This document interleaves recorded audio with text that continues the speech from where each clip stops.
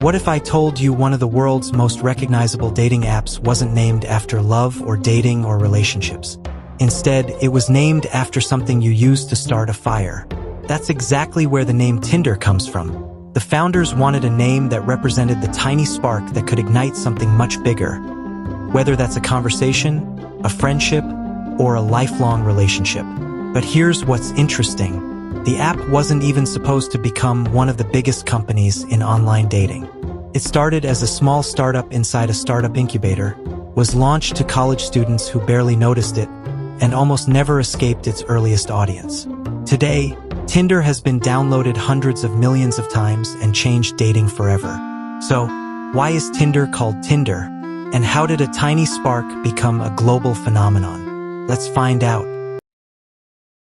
By 2011, online dating wasn't new. In fact, websites like Match.com and eHarmony had existed for years. But there was one problem. Using them felt awkward. You'd spend hours filling out personality quizzes, upload carefully chosen photos, write paragraphs describing yourself, then wait, sometimes for days, sometimes for weeks. Dating online felt more like applying for a job than meeting someone. Meanwhile, smartphones were changing everything. People were ordering taxis from apps, sharing photos instantly, shopping on their phones. But dating? It still belonged to desktop websites. There was clearly room for something simpler, something faster, something that fit into people's pockets. The idea that became Tinder didn't begin inside a garage. It started inside Hatch Labs, a startup incubator backed by IAC, the same company that already owned Match.com. Hatch Labs' goal was simple: build lots of apps, see what sticks. One of the people working there was Sean Rad. Alongside Justin Mateen, Jonathan Badeen, Joe Munoz, Whitney Wolf, Chris Gulzinski, and others, the team began building a dating app unlike anything before it. Their biggest insight wasn't matching people. It was removing friction. No lengthy questionnaires, no complicated profiles, just photos, simple information, and one incredibly addictive gesture: swipe. The swipe wasn't just convenient. It changed how people interacted with dating apps. Instead of clicking tiny buttons, you physically moved someone off the screen. Left or right felt natural, almost playful. More importantly, it made decisions incredibly fast. Every swipe released a tiny feeling of anticipation. Did they like you back? Would it become a match? That simple interaction became one of the most influential user interface designs ever created. Soon, apps far beyond dating began copying it. So, why the name Tinder? Tinder is the dry material, small twigs, dry grass with shavings that help start a fire. By itself, Tinder isn't the fire. It's the spark that allows one to begin. The founders believed every relationship starts the same way, with one tiny spark, one introduction, one conversation, one swipe. If chemistry exists, that spark grows into something much bigger. The name was short, easy to remember, easy to pronounce, available as a domain, perfect for branding. Most importantly, communicated possibility, not love, not marriage, not dating, just the spark. It's one of those names that feels obvious only after someone else thinks of it. Building the app was one challenge. Getting people to use it was another. Dating apps suffer from what's called the network effect.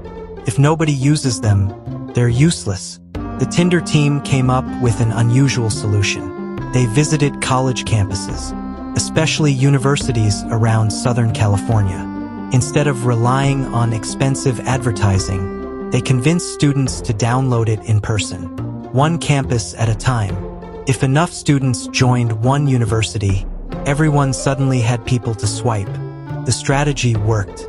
Tinder spread across colleges incredibly quickly, then cities, then countries, then the world. Within only a few years, Tinder became one of the fastest-growing consumer apps ever. Millions of matches happened every day. The word swipe became part of everyday language. People who had never used online dating suddenly tried Tinder. Soon, competitors appeared everywhere. Bumble, Hinge, Coffee meets bagel. Many copied Tinder's design, but Tinder remained the category leader. Its biggest innovation wasn't matching people. It changed how people thought about meeting each other. Like many successful companies, Tinder's journey wasn't smooth.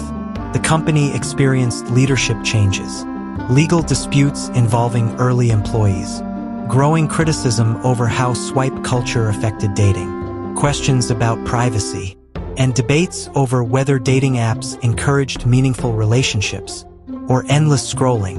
Yet, despite the criticism, millions continued using Tinder because at its core, it solved one simple problem: meeting someone new. So, why is Tinder called Tinder? Because Tinder is the material that starts a fire. The founders wanted the app to represent that first spark between two people. Not the relationship itself, just the beginning. It's a surprisingly clever name. Simple, memorable, symbolic, and perfectly suited to an app designed around creating first connections. Because swiping then striking a match ultimately creates the spark. Sometimes, the biggest companies aren't named after what they become. They're named after the very first moment that starts everything. The spark. If you enjoyed learning the story behind Tinder's name, you'll probably enjoy the rest of this series, where we uncover the origins of the world's biggest brands. From Lego and Rolex to Amazon, Starbucks, Samsung, Pepsi, Adidas, Nintendo, and more. If there's another brand you'd like us to cover, leave it in the comments.